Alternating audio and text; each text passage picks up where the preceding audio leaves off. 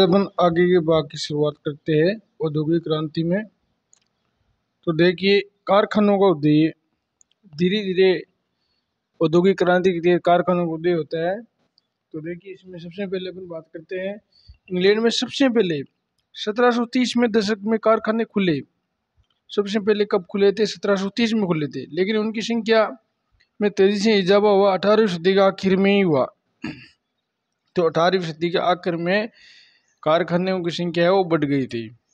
अब देखो, कपास यानी कॉटन नई युग का पहला प्रतीक थी।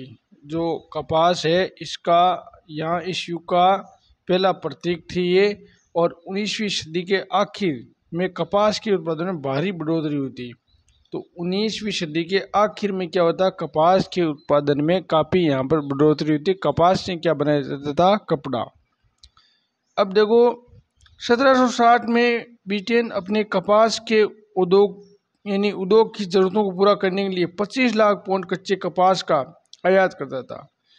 अब देखो, 1760 की बात करें तो ब्रिटेन है वो कपास से अपने उद्योगों को क्या है कि जरूरतों के लिए क्या करते थे? 25 लाख पाउंड का कच्चा कपास क्या करता था? आयात। आयात का मतलब है कि दूसरे देशों से कपास ये मंगवाता था। जैसे भारत की कपास अच्छी क्वालिटी की थी तो यहाँ से वो आयात करता था।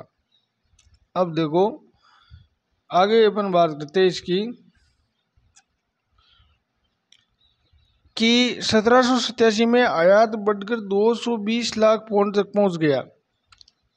कि अगर इस आयात को इंग्लैंड में देखा जाए तो लगभग 220 लाख पाउंड तक पहुंच गया था। आयात ज़्यादा होने लगा था इंग्लैंड में।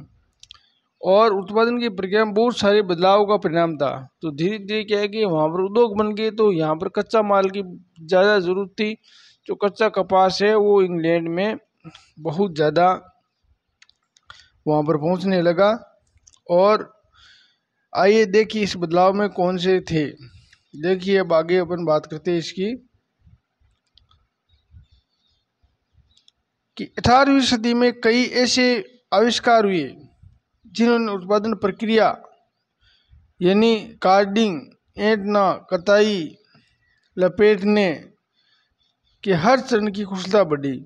तो धीरे धीरे क्या है कि उत्पादन की प्रक्रिया यहाँ बढ़ गई थी। और कार्डिंग है, ऐंठना है, कताई है, लपेटने, इस तरह के चरण में कुशलता बढ़ गई थी। अब देखो, यहाँ अपने इस देख सकते हैं जो ये आपको चित्र दिखाई दे रहे हैं ना, ये देखो लंकाशायर की एक कॉटन मिल है। C.E. टर्नर ने बनाया गया चित्र है। तो लंकाशायर है जो ब्रिटेन में ये कॉटन मिल है। यहाँ भारी संख्या में देखो लोग भी काम कर रहे हैं। बड़ी ही लंकाशायर कॉटन की मिल है। अब देखो, आगे अपन इसमें बात करें तो और चर्चा करते हैं इसमें कि ये ऊपर आ गया, ये 1 मिनट यहाँ लो उससे ये। अब देखिए, इसमें हर चरण की कुशलता बढ़ी, प्रति मजदूर उत्पादन बढ़ा। तो उत्पादन बढ़ा और पहले से ज़्यादा मजबूत धागे और रेशों का उत्पादन लगा जाता था। तो इस कपास से मजबूत धागों और रेशों का क्या है? उत्पादन होने लगा। इसके बाद रिचर्ड आर्कराइट ने, ये इंपॉर्टेंट है यहाँ पर, वेरी वेरी इंपॉर्टेंट है यहाँ पर, कि रिचर्ड आर्कराइट सूती कपड़ा मिल की रूपरेखा सामने रखी। तो रिचर्ड आर्कराइट ने सूती कपड़ा मिल की रूपरेखा सामने रखी। अभी तक कपड़ा उत्पादन पूरे देहात में फैला हुआ था। तो देहात का मतलब ग्रामीण क्षेत्र में ये फैला हुआ था। ये काम लोग अपने घर पर ही करते थे। लेकिन अब महंगी नई मशीन ने खरीद कर उन्हें कारखानों में लगाया जा सकता था। तो महंगी नई मशीन खरीद करके कारखानों में लगाया जा सकता था। आगे अपन बात करते हैं तो देखिए, कारखानों में सारी प्रक्रिया एक छत के नीचे और एक मालिक के हाथ में आ गई थी। तो कारखानों की सारी जो प्रक्रिया है वो एक ही व्यक्ति के हाथ में आ गई और इसके चलते उत्पादन प्रक्रिया, निगरानी, गुणवत्ता का ध्यान रखना, मजदूरों पर नज़र रखना संभव हो गया था। जब तक उत्पादन गाँव में हो रहा था तब तक के सारे काम संभव नहीं थे, क्योंकि गाँव में अलग अलग लोगों के हाथ में बंटा हुआ था। अब एक माली के हाथ में आने पर निगरानी भी आसानी से हो गई और गुणवत्ता पर भी ध्यान रखा गया और मजदूरों पर नज़र है वो भी आसानी से यहाँ पर रखी गई थी। अब देखो आगे अपन बात करेंगे तो यहाँ पर 19वीं सदी के शुरुआत में कारखाने इंग्लैंड के भूदृश्य का विभिन्न अंग बन गया था। तो 19वीं सदी की शुरुआत में कारखाना इंग्लैंड का एक बड़ा क्षेत्र यहाँ पर बन गया था और नए कारखाने इतने विशाल बड़े हो गए थे और नई प्रौद्योगिकी की ताकत इतनी जादुई दिखाई थी कि उस समय लोगों की आंखें चौंधियाँ हो जाती थी। यानी इतने बड़े कारखाने और प्रौद्योगिकी और तकनीक का विकास हो चुका था, लोग देखते देखते रह जाते थे। ठीक है ना। लोगों का ध्यान कारखानों पर टिका रहा था और इस बात को मानो कि वे भूल भी जाते थे। उनकी आंखों से ओझल गलियों और वर्कशॉप में भी अभी उत्पादन चालू है। तो इस तरह की मानो कि इनकी आंखों के सामने ये जो चारों तरफ है वो उद्योग यानी औद्योगिक वर्कशॉप वो भी दिखाई दिए और गली में जहाँ पर वो चलते थे ये उद्योग धंधे दिखाई दे रहे थे। अब देखो आगे आपको यहाँ तो कोई गतिविधि है। अब देखो औद्योगिक परिवर्तन की रफ्तार। धीरे धीरे जो परिवर्तन होता है, औद्योगिक की प्रक्रिया कितनी तेज थी और क्या औद्योगिक का मतलब केवल फैक्ट्री उद्योगों के विकास तक ही सीमित था। तो इस औद्योगिक का मतलब केवल फैक्ट्री उद्योगों के विकास तक ही सीमित होता था कि, तो इसके बारे में देखो अपन चर्चा करते हैं। ये देखिए आप यहाँ पर औद्योगिक मैनचेस्टर का जो इंग्लैंड का ये दे रखा है चित्र। यहाँ पर बड़ी मात्रा में औद्योगिक मैनचेस्टर थे। अब देखो अब इसकी बात करेंगे कि पहला सूती उद्योग और कपास उद्योग ब्रिटेन के सबसे फलते फूलते उद्योग तेजी से बढ़ा हुआ था। सूती वस्त्र उद्योग है और कपास उद्योग, ये वेरी यहाँ पर इम्पोर्टेंट है कि सूती उद्योग और कपास उद्योग ब्रिटेन में सबसे ज़्यादा ये तेजी से फैला था। कपास उद्योग 1840 के दशक तक औद्योगिक इनके पहले चरण सबसे बड़ा उद्योग बन चुका था। तो कपास उद्योग है 1840 तक औद्योगिक इनके सबसे बड़ा उद्योग बन चुका था। इसके बाद लोहा स्टील उद्योग आगे निकल गए थे। यानी इसके बाद है लोहा स्टील, ये भी उद्योग आगे थे। 1840 के दशक में इंग्लैंड में और 1860 के दशक में उसके उपनिवेश में रेलवे का विस्तार होने लगा था। तो 1840 के दशक में इंग्लैंड में और 1860 में दशक में इसके उपनिवेशों में रेलवे का क्या होने लग गया था, विस्तार होने लग गया था। अब देखो अपन बात करें फसलों, लोहे और स्टील की जरूरत तेजी से बढ़ी। धीरे धीरे लोहे और स्टील की मांग है वो बहुत तेज गति से बढ़ी थी। 1873 तक ब्रिटेन के लोहा और स्टील निर्यात मूल्यों का लगभग 7.7 करोड़ पाउंड हो गया था। तो 1870 तक ब्रिटेन के लोहा और स्टील निर्यात में लगभग अगर बात करें तो 7.7 करोड़ हो गया था। ये राशि इंग्लैंड के पास निर्यात के मूल्य से दोगुनी थी। जो इंग्लैंड निर्यात करता था उसके मूल्य से कितनी थी, दोगुनी थी। अब देखो अपन बात करते हैं दूसरा है नए उद्योग। परंपरागत उद्योगों इतनी आसानी से हाशिए पर नहीं दिख सकते थे।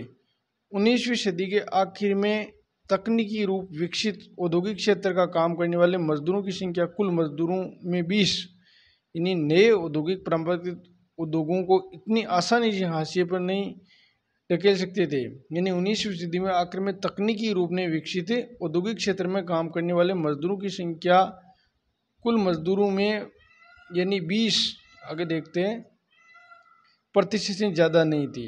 तो देखो इसका समझाने के लिए दूसरा औद्योगिक परंपरागत उद्योग इतनी आसानी से हाशिए पर नहीं ढकेल सकते थे।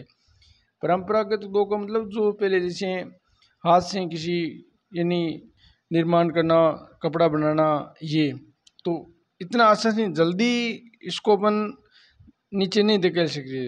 19वीं सदी के आखिर भी ताकत की रूप से विकसित औद्योगिक क्षेत्र काम करने वाले मजदूरों की संख्या कुल मजदूरों में मतलब 20% से ज़्यादा नहीं थी।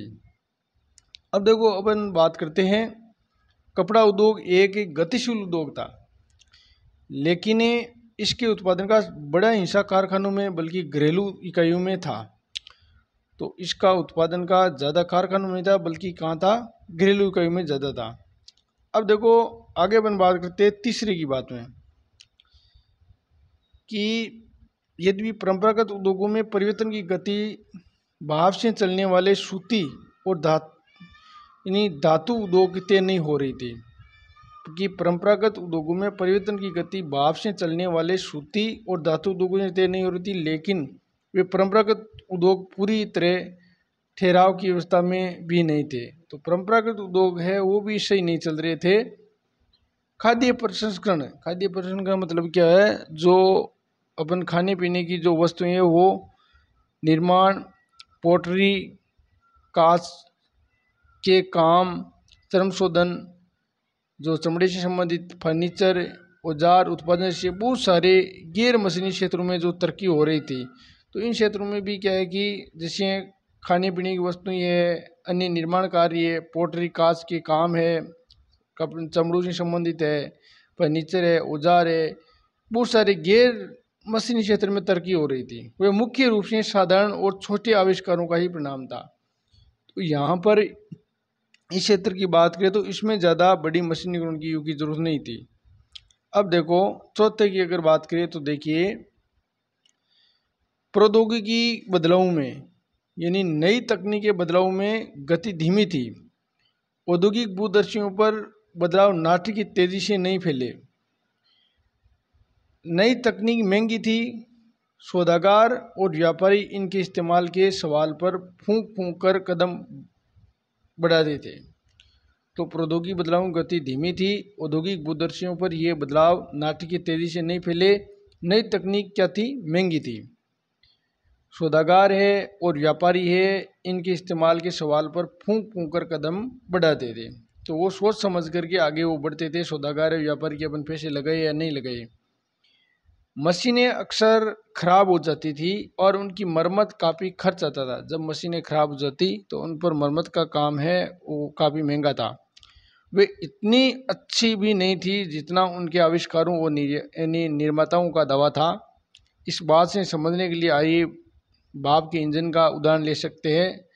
देखो भाप का इंजन का जो उदाहरण है, जेम्स वाट ने ही ये बनाया था और न्यूकोमेन द्वारा बनाए गए थे। इसमें देखो जेम्स वाट ने न्यूकोमेन द्वारा बनाई गई भाप के इंजन में सुधारी। अब देखो इसमें जेम्स वाट ने जो बनाया था उसमें न्यूकोमेन ने क्या कि सुधार किया था। उसने क्या सुधार किया कि भाप के इंजन में सुधार किए और 1771 में नए इंजन को पेटेंट कर दिया था।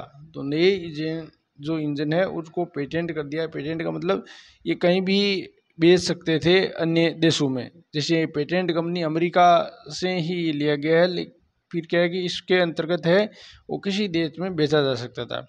इस मॉडल का उत्पादन उनके दोस्त उद्योगपति मैथ्यू बुल्टन ने किया था। यानी इसके उत्पादन यानी अगर इसकी बात करें, मॉडल का उत्पादन उसके दोस्त है ना उद्योगपति मैथ्यू बुल्टन ने किया था। सालों तक उनके कोई खरीदार नहीं मिला। अब देखो 19वीं सदी के शुरुआत तक पूरे इंग्लैंड में भाप सिर्फ 321 इंजन थे। शुरुआत में कितने थे, 321 इंजन थे। इनमें से 80 इंजन सूती उद्योग में थे। जो 80 इंजन तो वो सूती उद्योग में लगे हुए थे। 9 उद्योगों में बाकी खनन है, नेट निर्माण है और लोहा कार्यों में इस्तेमाल होते थे। अब देखो आगे अपन बात करें कि किसी उद्योग में भाप इंजनों, अगर इसकी बात करें कि किसी उद्योग में भाप इंजनों का इस्तेमाल काफ़ी समय बाद तक भी नहीं हुआ। तो देखो ये आप देख सकते हो, ये क्या हुआ, कि किसी उद्योग में भाप इंजनों के इस्तेमाल काफ़ी समय बाद तक भी नहीं हुआ था। यानी मजदूरों की उत्पादन क्षमता को कई गुना बढ़ाने की संभावना वाली सबसे शक्तिशाली प्रौद्योगिकी को अपनाने में उद्योगपति बहुत हिचकिचा रहे थे। अब ये उद्योगपति है वो भी हिचकिचा रहे कि अपन पैसे लगाए या नहीं लगाए। आगे अपन बात करते, देखिए अब इतिहासकार है इस बात को मानने लगे कि 19वीं सदी के मध्य का औसत मजदूर मशीन पर काम करने वाले नहीं बल्कि परंपरागत कारीगर और मजदूर ही होता था। तो अगर 19वीं सदी के मध्य की बात करें, लगभग 19वीं सदी का मध्य का मतलब 1850 के आसपास, जो परंपरागत कारीगर है और मजदूर है वही होता था। अब देखो ये एक चित्र भी दे रखा 1830 की एक कताई फैक्ट्री का दे रखा, देखो ये आप इसको देख सकते हो। अब देखो आगे, अगर आज अपन क्या है कि इतना ही करेंगे, कल अपन लगभग ऐसा सोचते हैं कि इस पार्ट को पूरा कर देंगे और फिर अपन आगे और इस पार्ट को पूरा करने के बाद हिस्ट्री क्रमबद्ध रूप से प्राग ऐतिहासिक काल से लेंगे।